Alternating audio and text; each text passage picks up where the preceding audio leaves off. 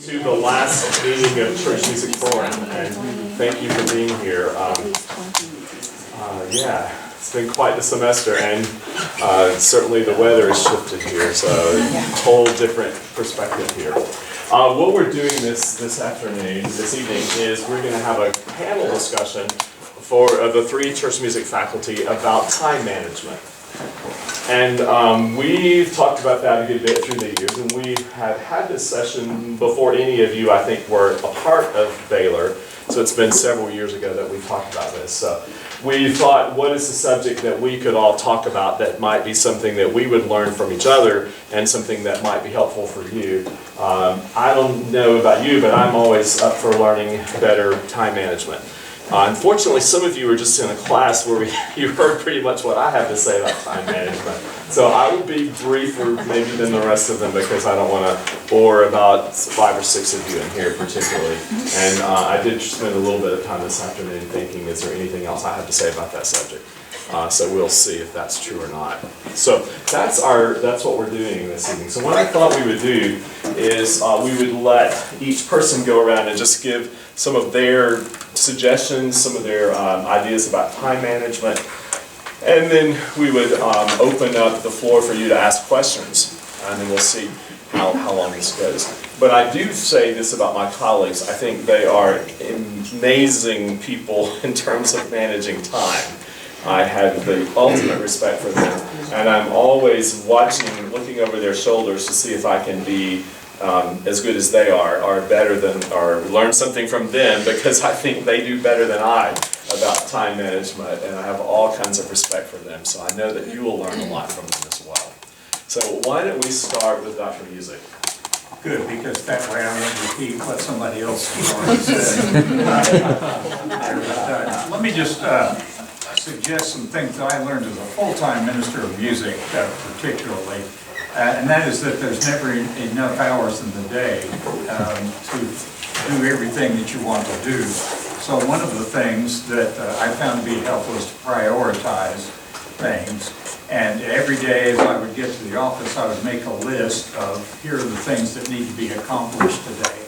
Now I also had a kind of an ongoing schedule, if you will, a weekly schedule that I followed, and indeed I followed that until fairly recent times, in which I set aside specific times of the day in order to work on specific projects. And I found this to be very helpful because that way I didn't forget about something, and every week I was working on, projects that either were immediate or were more in the distant or more or less distant future there. For instance, just as I've got it written down, so lest I forget, let me, for example, on Thursday mornings, from 9 o'clock to 10 o'clock, I met with the accompanist to go over the hymns for Sunday. Okay, that may not be a schedule that would work for you, but it worked for me in that particular circumstance. From 10 to 11 on Thursday, I reviewed new anthems, for possible use with the choir. From 11 to noon, I wrote notes to absentees from the rehearsal the night before. Now, that was before email and stuff, but still a handwritten note is often more valuable than the email. It shows a little more care there, but whatever the note, that's just an example of the way I would set aside specific days of the week and specific times in those days to try to accomplish what needed to be accomplished. Also, I tried to have that schedule over by mid-afternoon. So if something came up, I would still have time to take care of the things that needed taken care of. Also, by working far enough in advance, if you have to miss a day or miss an hour or something, then it's not that big a deal. The other thing I would say, and this I think applies to your papers and assignments as well, and if you had me for research methods, you've already heard this, that as soon as you get the assignment, start on it. Okay, just work on it incrementally in small bits and pieces. So if the assignment was due last Friday, which some of you know we did have one due last Friday.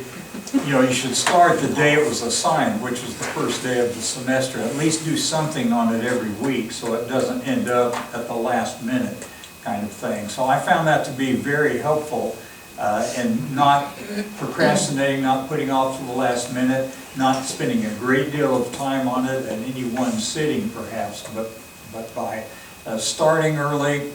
There are several advantages to that. One is, if something goes wrong, you still got time to fix it. The second thing is, if another opportunity arises, you have the chance to take advantage of it. I was working on a book a number of years ago, and it was due to the publisher, I think, November 1st, and it was basically finished by about May the 1st. Well, in April, I got an invitation to write an article, you know, and with a 2-month deadline, and I was able to do that because I was so far ahead on my other project. So sometimes these opportunities will come because you've done your due diligence and are so far ahead on the project. Also, one other suggestion, if the paper's due on, let's say, April 25th, then try to have it finished by April 15th. That way you've got time to, you know, first of all, that sets a deadline for you, but also you've got time to do final revisions, or if something gets sidetracked, then you still have some time to complete the project. So just some suggestions there that hopefully will be helpful to you now, as well as maybe in a church field. Okay. Yeah, I think, so I have a graph here that I want to draw, so do you all mind if I take right on the board for my comments? So, time management thoughts. One of them, so there are basically 4 of them, and I'll just go ahead and write them there for you. One of them is, so reckoning your time.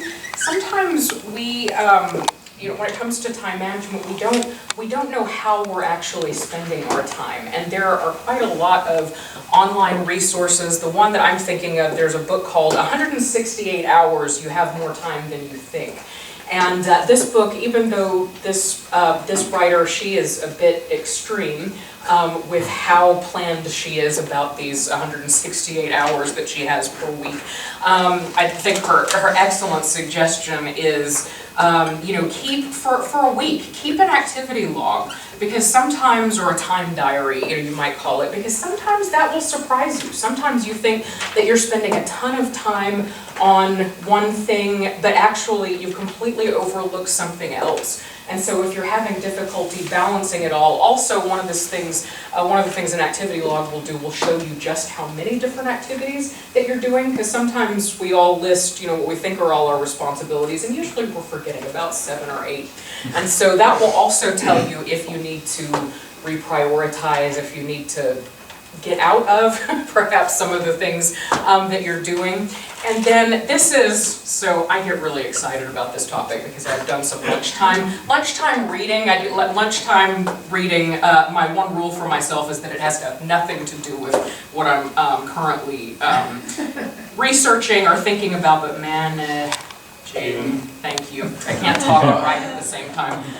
Managing energy.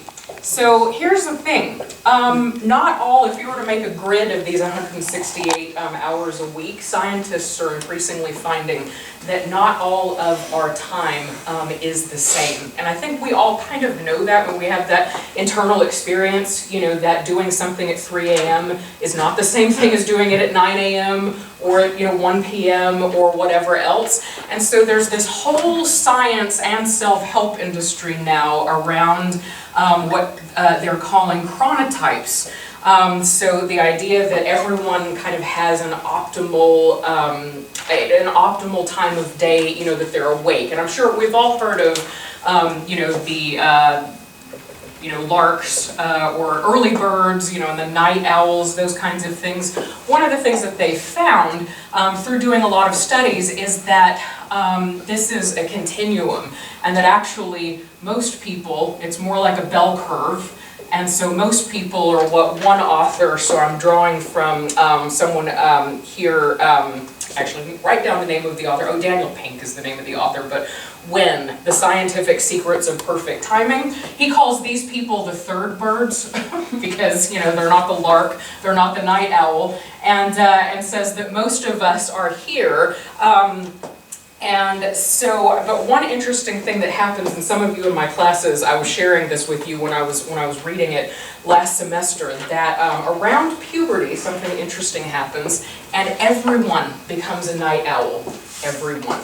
So this graph kind of shifts over to this side, and apparently it peaks around age 20, and then everybody gradually shifts to becoming larks, and that's why older people wake up at 4 in the morning.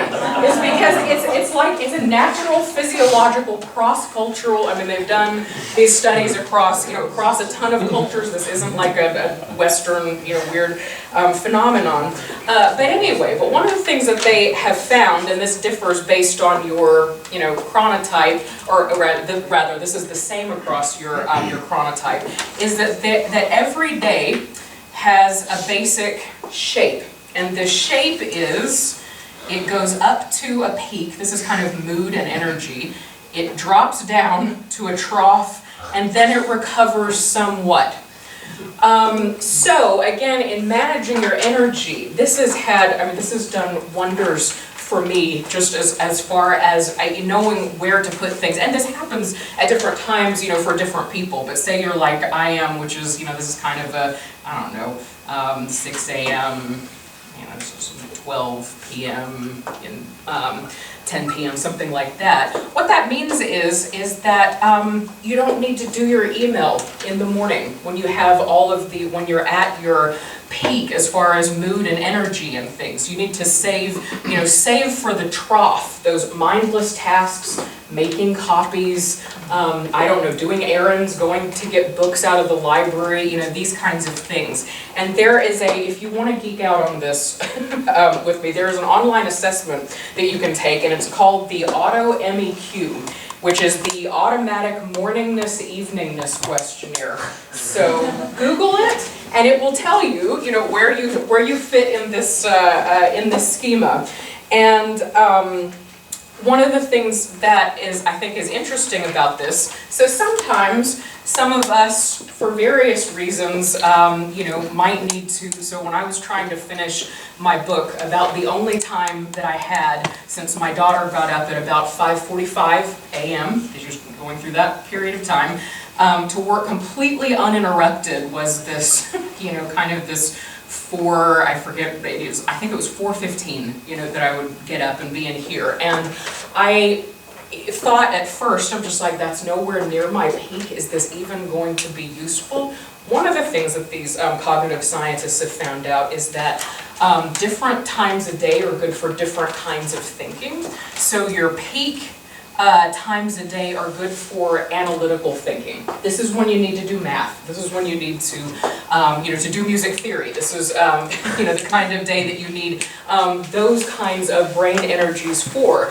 But the off-peak time, interestingly enough, and I found this, to be so rewarding, are when your inhibitions are a little bit lower, and so you're free to think creatively. You don't have the critical voice that's constantly going, when you're in analytical mode. And so if you choose a time outside your peak zone, now granted, this might not be the, the best time, maybe when you're, recovering over here, but if you choose a time like that to think creatively, to think, to think openly, then that actually, your off-peak times are the best time. That's one of the things that they have found. So anyway, I will stop the energy studies there.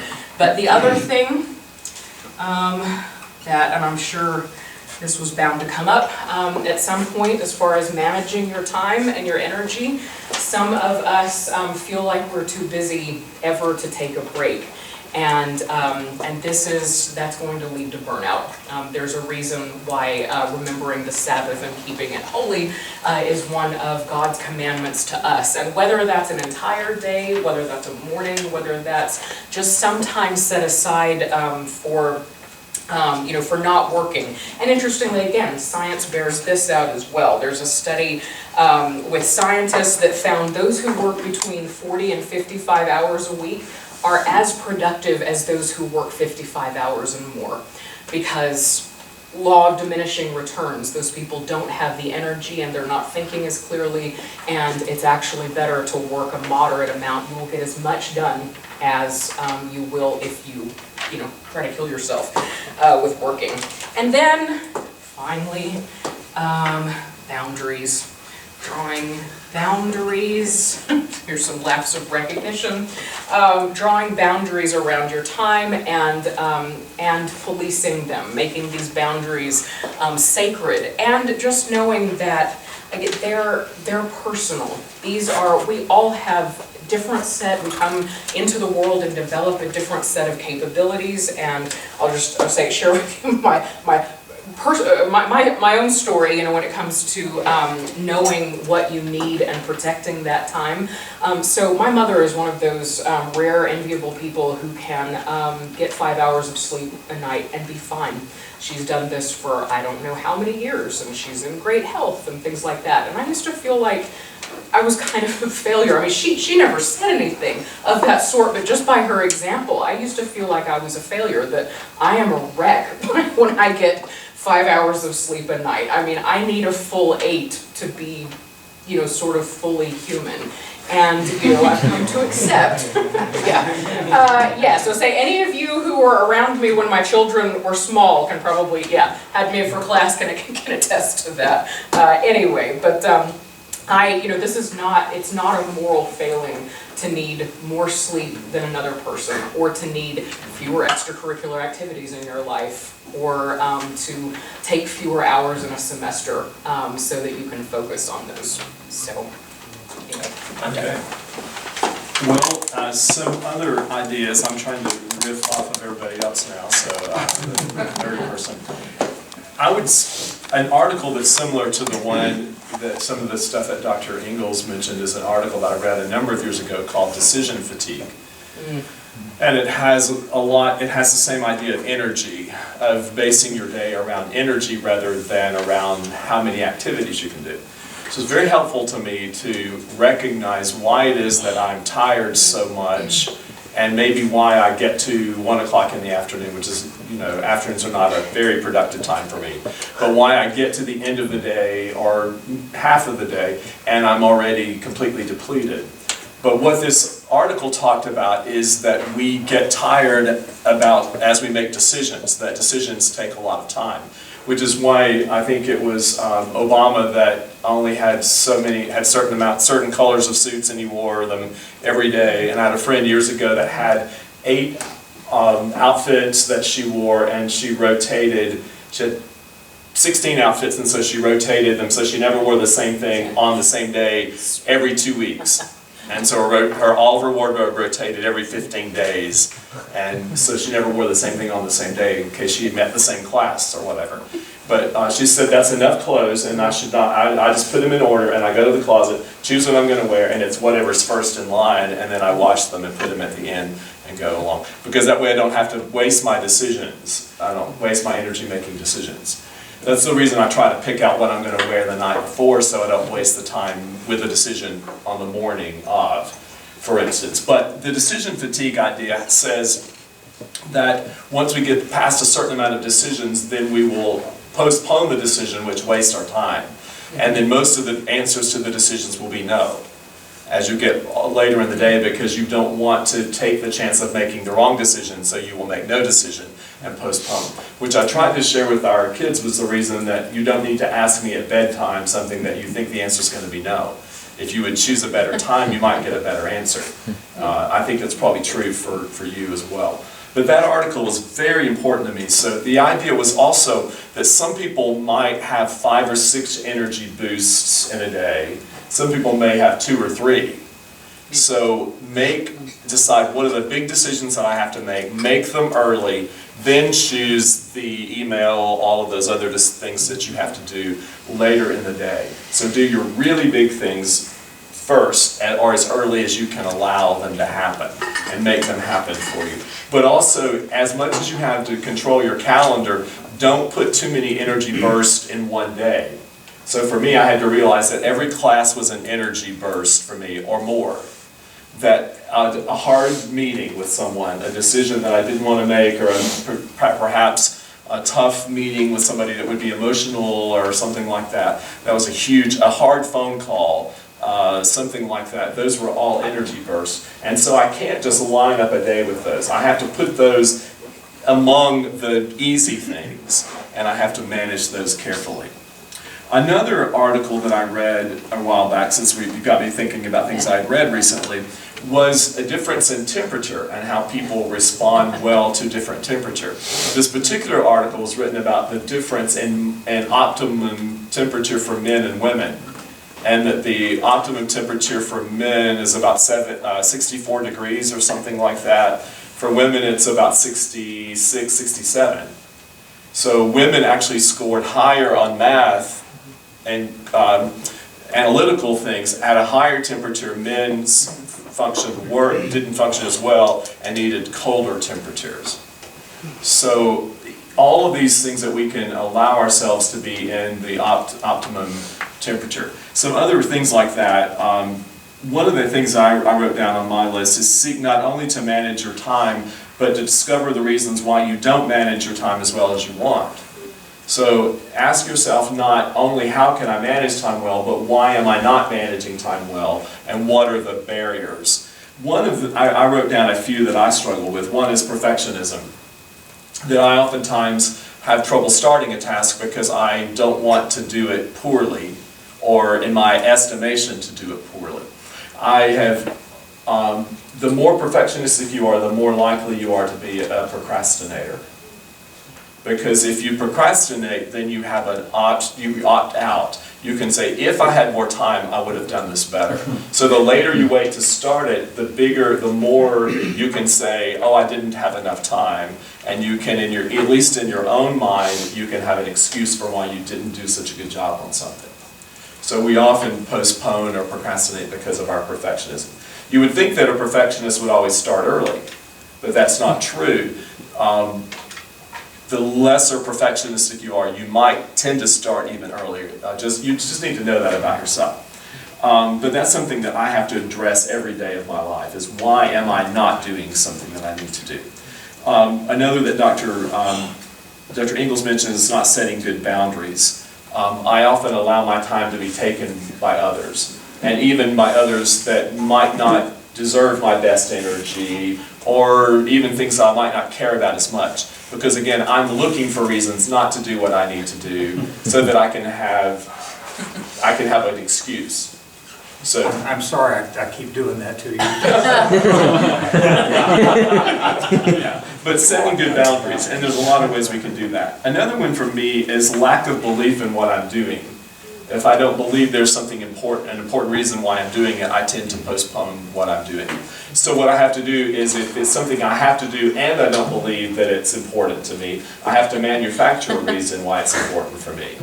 And I have to create a reason in my own head that I talk myself into believing why it's important. And then I will have to do it because of the scenario I've created around it.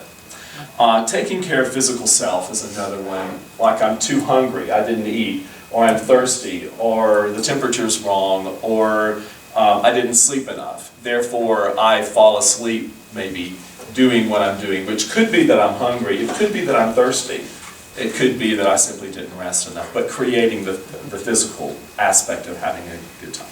The last one is finding a space that's conducive, which kind of feeds into some of the others, but for me it's a quiet space. We talked about this in class the other day, that some of you would like to work around other people. If you need company, you need people around you, but you don't need them to talk, then you need to find a place where you won't know anybody and go to that place. So yeah, those things are important. Another thing that I want to address just a little bit, if I can find it. I can't find the one I was talking about.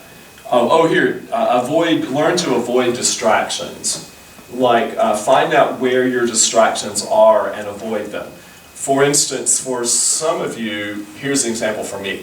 When I was a student and I would be going to the practice room, I would usually find somebody to talk to on the way into the practice room, which could easily take an hour of my 2-hour practice time. And then on the way out, and then while I was there, somebody would knock on the door because they saw me there and they know I'm easy to interrupt. So then I would end up wasting 2 hours of practice time, and then I would feel bad about myself. So I had to learn to go into the building with an alternative entrance, to kind of sneak my way to where I was going so I didn't see anybody. And those were counterintuitive for me. I keep the door shut to my office. I mostly work with my back to the door.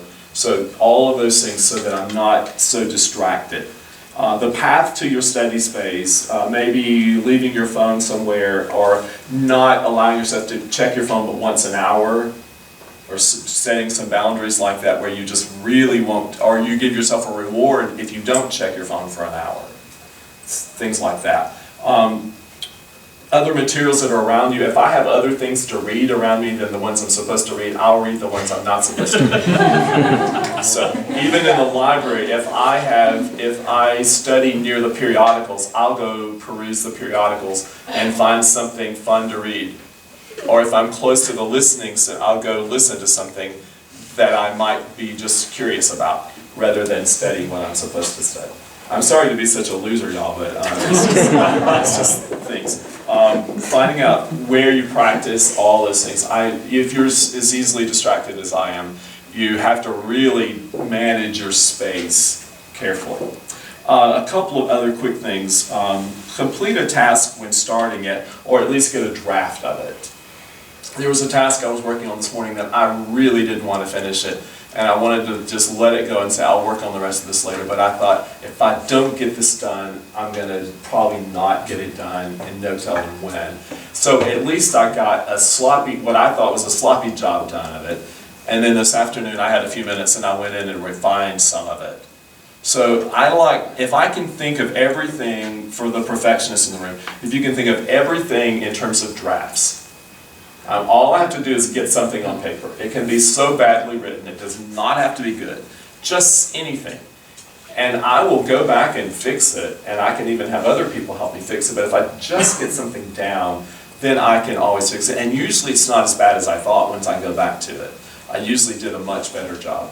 But if you write a paper and you have to get every sentence right, you won't get it right, and you won't get the paper written, and you'll get it half done. So anything is better than nothing. On the first page of this, I said, learn to live with good enough. Some of you, that's not a good idea. But for a lot of you, good enough is okay. It's better to do good enough on a lot of things rather than to do something perfectly and something poorly. One summer, I took 2 summer school classes in a 4-week period. Well, one class was really, really, really hard, and the guy said, there's no way you're going to make an A in this, and you might as well all give up. I'm not giving any A's. And so I just thought, okay, well, you're going to have to give me an A, in my stubborn self. The other class was pretty easy. So what happened to my grades that summer? I made an A in the hard class, and I made a C in the easy class. Because I spent all my time working on the hard class, and I blew off the other class. And it would have been the same to have made a B in both. But if I just put a little tad of work in the C class, I could have just probably looked over my notes going into class and made a B in the other class and upped my GPA. Okay. So I learned something there about how you can misfocus your energy. There's some other things I could say, but those are some of the, one last one maybe is the clutter problem, which has to do with space too. If you are easily distracted, don't study in a space that has a lot of clutter. But if that's not important to you, then that would be okay maybe to do that. Learn what level of clutter is okay for you. Like both of my colleagues have less clutter in their offices than I do. But some of my colleagues have lots more clutter than I do. But I know when it gets to a certain point, I can't work in here anymore, and this has to be straightened and cleaned up. But I know that I will never have the clean desk. I just can't find a place to put everything every day. It's not possible for me. It's too taxing for me. So I know I'm gonna always have clutter, but mine is organized clutter where I know what in the stacks, I know where the stacks are. But I'm always gonna be a stacker and have a lot of things around me. Again, space-wise, if I studied in the bed, I would just go to sleep every time. So I would never study in the bed. I have to study in an uncomfortable chair, usually, and something that keeps me sitting up straight, and I just have to be a little uncomfortable. So, again, knowing yourself. So you see, it's not just about doing what somebody else does, it's about knowing what works for you. At least that's the way I see it. Questions now? Let me add a couple of things Yeah, here. you went first. So. By appreciating what my colleagues have said here, but a couple of other things. Set long-term goals and review them periodically. So, don't just work for the immediate, but work for the long term. And so if you've got, a paper out there, or assignments, or in the Ministry of Music, you've got a big performance that's coming up, you have these long-term goals, and so review those goals periodically so that you are not waiting till the last minute. And also, I think it's really important to set aside time for personal devotion and for family. Too, if you're married, if you're not married now, you may be at some point. If you're not married, then set aside time for friends. But to maintain a personal contact there. One other quick thing, certain kinds of tasks, for instance, worship planning, you sit down on Tuesday to plan the service for Sunday, spend at least a few minutes of that time working on the service for the following week, so it's not just this Sunday coming up, but spend some time doing that. I learned that in directing choirs, where, you don't just rehearse the piece for this Sunday, you rehearse pieces for the next several weeks as well. So hopefully that'll be helpful. One other thing that occurred to me is, and I had jotted down here, when you're planning your calendar, allow for startup time for what you're going to work on. Because most of us can't just sit down with, here are the papers or the materials or the book or whatever, and we won't be successful from this point to this point. We have to get into the topic and we have to get out of it. So we have to put it in a space where we can return to it and get ourselves back into it. So you have to allow more time. If you want to work for 30 minutes, you might have to allow 45 minutes for startup and close down just to get into the topic. You won't get full 30 minutes on something. That's where I mess up so much with time management, is I schedule myself too closely. And then I am frustrated all the time about why I didn't accomplish something. But I didn't allow, for the startup and shutdown time. Yeah. I'd like to add one more thing too. Dr. Bradley was talking about, how to get to those things that you just don't want to do. You have to do them. You don't want to do them. And I like the coming up with a reason, and finding purpose for those activities. Sometimes though, email. Okay, sometimes there are some things that it is very difficult to find purpose, and so when you're having difficulty finding purpose, gamify it. So some of you have seen in my office every now and then when I get so behind an email, I make myself a chart, and I think of my email as zombies, and I have and I have easy, medium, and hard zombies, and so I write them in a different color, and then I put up my killed, my scorecard for the day somewhere where I can be proud of myself, for attempting these, easy and hard. Anyway, make up a game for yourself, and I find it profoundly motivating. So. Well, some of you from class last week, I mentioned working on a Friday afternoon. I heard of Dr. Leon Macbeth once say that the way he became such a prolific scholar was by writing on Friday afternoons when everybody else in his department was out playing golf and doing leisure stuff. So he decided, well, I'll write. So I thought, well, if it's good enough for him, then I'll study on Friday afternoons. So as a grad student, I would buy a pack of M&Ms, divided into four, to count the M&Ms out into 4 groups. And then I work for 50 minutes, and after 50 minutes, I get 1/4 of the M&Ms and a 10-minute walk around the building. And then I work for 50 more minutes, I get another stack of M&Ms, and et cetera. And then I get 4 hours of work done, and 1 pack of M&Ms, and 4 walks around the building. And I've worked for 4 hours, which is enough time to do a whole lot of work, actually. But that was a time when I would, I was tempted to say, well, I deserve to have Friday afternoon off. But then when I would do that, then I could actually enjoy Friday evening rather than saying, I wish I had worked, and now I feel guilty all Friday evening, and I don't enjoy the afternoon because I feel guilty and the evening. See? And then I can at least enjoy one of them fully because I've worked, so. One other quick thing about today, as a matter of fact, I love to play Mahjong, and, I have it on my Kindle, and so I played it. I accidentally hit a button there that I had never hit before, and it showed me, you have played this game for 984 hours.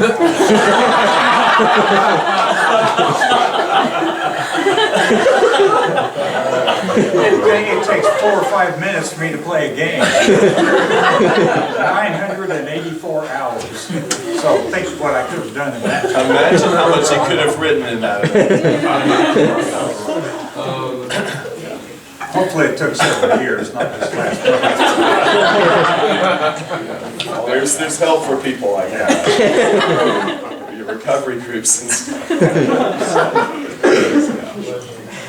Okay, questions from you all. What would you like? You could ask a specific one of us, or you could ask the panel.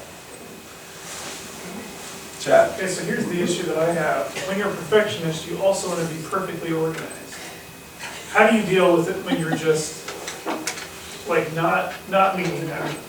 Because you have to also deal with that too. Well, for me, another thing I'd written down here was deciding priorities, doing the right things. And so the first question I try to ask, usually the night before, hopefully, is what's the most important thing that I must do tomorrow? What's the most important task that I have to do tomorrow?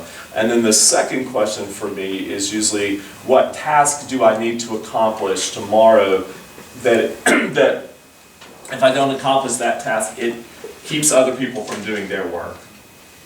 So I try not to hold up other people, and I try to do the most important thing and attack that first. So for me, it's about prioritizing rather than being perfect. So we're asking the right questions is helpful for me. Because I will do the easy things first, saying I'm going to warm up, like I'm going to warm up to this, and so I stretch from an athletic perspective. I will stretch for 3 hours and never actually run. Yeah, well, and use up all of the peak time. Exactly. As well. Just getting ready, eating appetizers or whatever. You can many analogies you can use. Yeah. I'm a bit of a perfectionist myself. If I send off a manuscript somewhere, I want it to be as good as I can possibly make it. But I don't feel like I have to be a perfectionist all at once either, because that's the process over several weeks or months or even years sometimes of working on something. And so again, by beginning, as soon as you get the idea or have the assignment, whatever it is, and then working on it incrementally, with certain types of projects at least. That's helpful, I think. I find there's been a helpful, if bizarre, kind of visualization. I mean, part of, and I think, we are all recovering perfectionists, up here. That's, I would say, the academic life draws that sort. And, perfectionism is having unrealistic, expectations of yourself. And if you can find some kind of guiding image or a different story that you can tell yourself about yourself. And mine currently, and this is, it's a bizarre image, but it's given me so much comfort and hope this semester. So I'll tell you about when I lived in Nashville.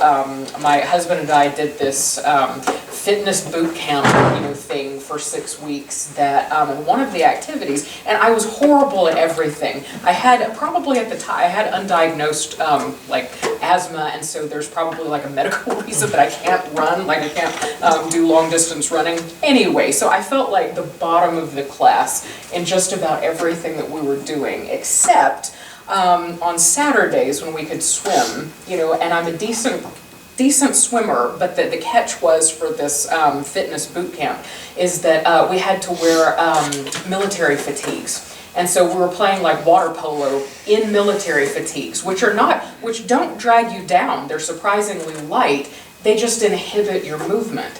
And so, so in this, I found myself say, to my great surprise and to my great encouragement, these, I don't know, 6 foot tall, muscly men who I don't know why they're in a fitness boot camp in the first place, who, lap me, when we're doing laps are so inhibited. And because, I'm a decent swimmer going into this and know how to, ration my energy, I felt like I was a pretty good, water polo player in, in camouflage fatigues. Anyway, that image has come back to me because that's very much the way that I, that I feel, that I experience my life right now, is that there are so many demands, and there are so many demands that are just constantly, that it's just hard to move.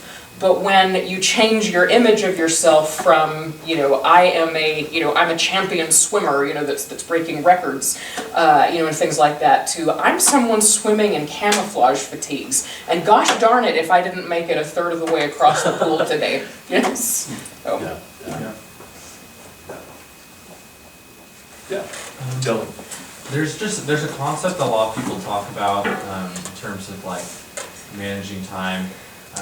Especially in ministry, like taking a sabbatical, and so like I'm just curious in terms of like long-term like burnout, what that sort of looks like, I guess, because I don't know. I think sometimes I wrestle with Scripture doesn't necessarily talk about taking a sabbatical. It does talk about Sabbath, and so like what should that sort of look like, I guess, when it comes to just I don't know, work and ministry, like taking a sabbatical and like in terms of your long-term work schedule.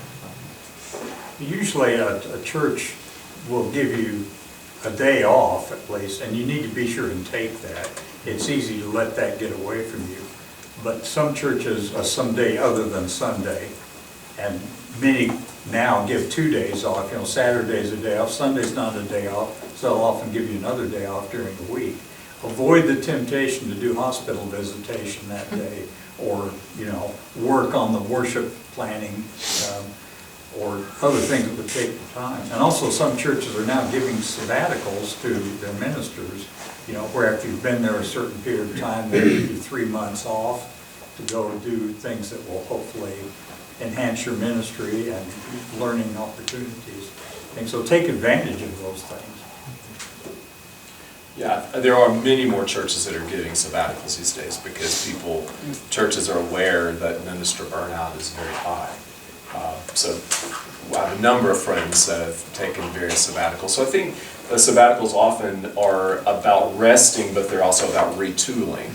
And I think they're about a minister having the opportunity to maybe take some classes or get some lessons or visit some other churches or study some other congregations, or at least just get out. Because what happens in ministry is that you're always at your own church, so it means you're never observing anything at another church.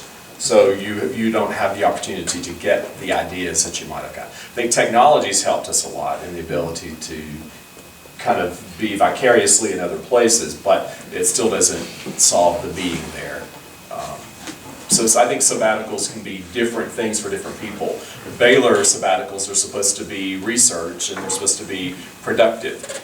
The people that I think have done the best with sabbaticals are people like Dr. Music, who maybe has the book written in May, but the sabbatical's in the fall, and then you could actually spend the fall resting and recovering or something. So people have often said the way to have a great sabbatical is to do your project beforehand, and then you're in great shape. I have not, I've only had one sabbatical in my entire career, or one semester, and so I would really like to have another one someday. Yeah. And I may be ready for one Yeah. after this period of my life.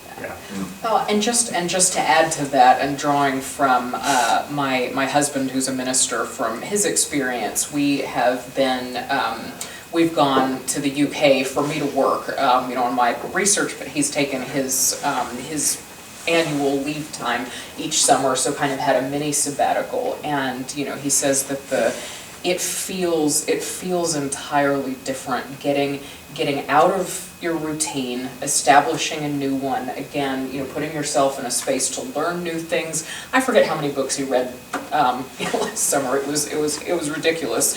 But then also being, when you're in ministry, it's also really helpful when you want to unplug completely, to be too far away to honestly to be able to do anything for if emergencies crop up. I'm sorry, we can't come back from England, for that.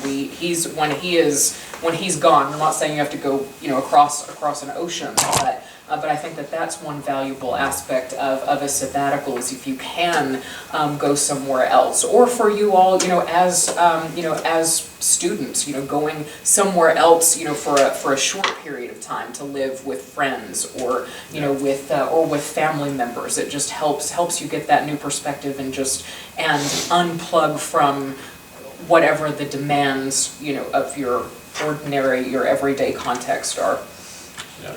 I read recently that Enneagram 1s rarely really go to their 7 space, which is their space of security, unless they're out of town. And I think that's very likely true for me. Kind of related to that, although not exactly about time management, is if you're in a ministry position, maintain some interest outside that. Study an instrument. It can be musical or it can be non-musical, as the case may be. For me, it's playing mahjong. I have a mahjong set that I have never opened, that I bought in China 24 years ago. To learn to play mahjong. Don't. Yeah. Ross. I have a question about, is there a specific time, or were there specific points in your lives where you feel like this time in your life you're firing on all cylinders, like everything, like your schedule is set, you're doing all this, or is it always kind of this like some of it's good and some of it's not, and kind of this ebb and flow? Because I feel like maybe it's just me after 8 years of higher education and I'm tired.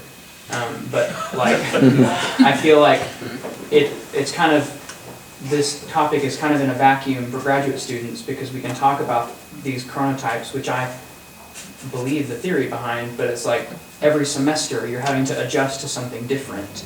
And so it's all theory until you actually have a routine that you can kind of manage, that's not being dictated to you. So is there a point where you're like, I finally got to a spot and yes, I was in full stride, or are there times where you're just kind of piecemealing what you can? Well, it's the same with us, because each semester is new for us as well. There may be classes we've taught before that's a different set of students, a different time, different building or room, and so we have to adjust each semester ourselves. I don't know if there's one time I'd like to say I arrived. There's some events that caused me to plan my rehearsals much more carefully than I had before that time. But yeah. One of the things I wrote down, that time management changes with different periods in your life and different life cycles. And I think that's true, that right now I'm managing time differently than I've ever managed time in my entire life, and not feeling very good about it most days, but I'm having to give myself more grace than I've ever allowed myself, to have. And I say that other people are giving me tons of grace, but I have to give that grace to myself also, which is really the hardest part for me. You know, I don't think it's I think it is, Ross, what I would say is that there does come a time where you have more control over your own time and everything is not dictated to you. And I think from what I know about maybe many of where you are, you're working a job which means you might have some flexibility about what you choose to do and how you program and dates and for things like that. But then you also have school, which just has this unrelenting schedule of here are the deadlines, and you have no choice over that. And whether you have a big event in your church or in your job is unrelated to the fact that you also have all your papers this time. And all these things are they feel completely out of control.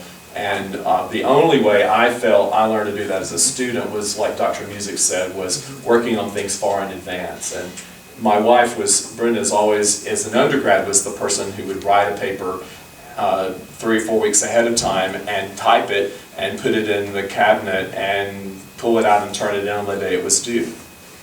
And I never ever got anything done until the day it was ready.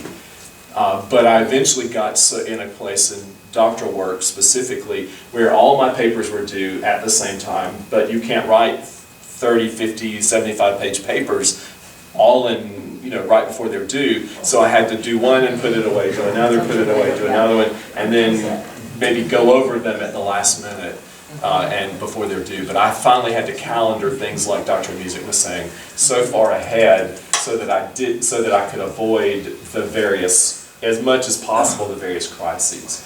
But as your life changes and you have other people in your life, spouses, partners, and whatever, and children especially, then you kind of get going, and then everything halts, and then you are moving really strongly for a day, and then your kids are sick, and then, you know, all this stuff happens, and everything just it's just constant, you know. And it was like Dr. Ingalls was talking about getting up at 4:15.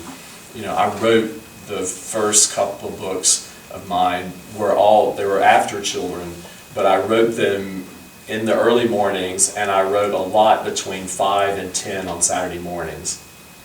And then the kids would get up, you know, like 9 or 10, and then I would still have the day with them, but I would have already put in at least a half day's work. You know? But I just chose that I wanted to be a present parent, and so I chose to do things against their schedule, even though, you know, because I could always get energy to play with kids and things like that. Usually I could rally energy. Anyway, just those hard things, you know. So the truth is, you do have some more control, but it won't ever be the life you imagined, where somehow you just have all control. There's too many variables. The longer you're in a position, the more responsibility gets heaped on you too. That's, I think, one reason why ministers move every 2 or 3 years.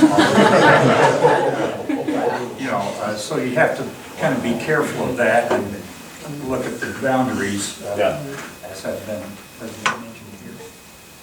I would say, you know, at different stages in your life will call for different kinds of organization. I spent 10 years as a college choral director, and so my time was taken up with studying music to perform and rehearsing and doing the performances of it. Well, I've done that now for 30 years, but so I've moved on to different kinds of things than I did back then. So, you know, you'll have those periods when I was expected to do this in this job, but I'm not expected to do in this one, and here's what the expectations are.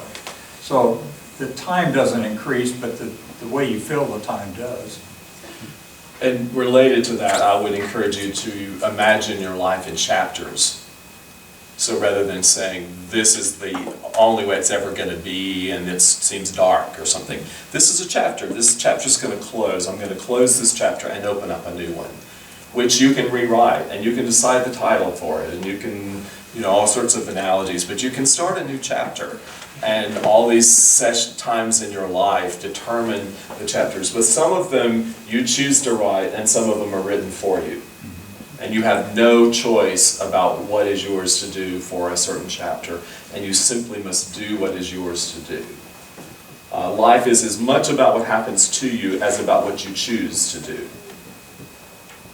So if you believe you have all the choices, I'm sorry, you don't. It's both. Yeah. But it's not always dark. Yes? So as a music minister, we all know we're pulled in a lot of different directions. I mean, music, people, planning, and a lot of the things that we're talking about is about the music and planning and all the work we have to do.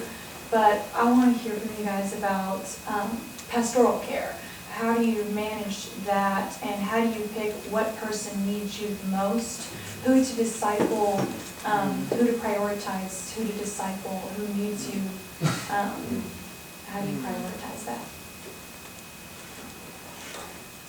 I don't mind starting with that. I think you have to, it's not the same all the time, and it might have to do with the pastoral care load you have at a specific time. And there might be times when you might give a lot more pastoral care to something at one time that you might not at another time, because you have, in sort of your pastoral care set of boundaries, you have more time you could spend here than you might have had you had so many. It's like grieving people, you know, when you have funerals, you have a lot of them, maybe they all come around the same time, or births or whatever. So you don't always, I think you kind of, these are the times when I visit, like I try to visit people that are involved in music ministry. If they're in the hospital, I definitely try to go. But I don't go for everybody that's sick, and I don't always go for their extended family members unless I had time to do that. I've done that when I was a full-time person more than when I wasn't, see? And so these different kinds of things that you have to reset according to what's going on at a particular time, I think. I think it's good to have, if you can, though, to have a baseline and something that you can increase, you know, or decrease as your other responsibilities allow. So, you know, for instance, taking, you know, having a Thursday inviting people for coffee, like a 3-hour slot where maybe you can see one person each hour, and then planning out, you know, if you have those slots already open, chances are you can get around to everyone, you know, within a planned time. And of course, you know, unplanned things are going to come up, and maybe, you know, sometimes someone needs your whole 3 hours to go through what they have. But I think a baseline is important. And also that brings up the idea of clustering similar things together.